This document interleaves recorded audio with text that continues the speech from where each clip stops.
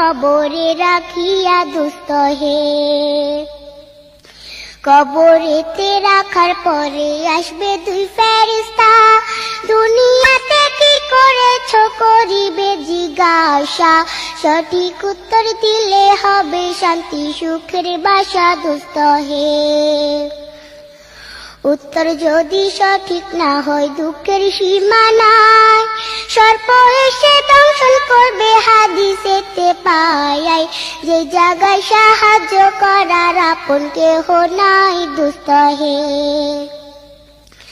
এখনো তো সময় আছে, হও না হুঁশিয়ার, দমে দমে জপরে মন নামটি আল্লাহ, এই নামের উসিলায় সেদিন হইয়া যায় ব্যাপার।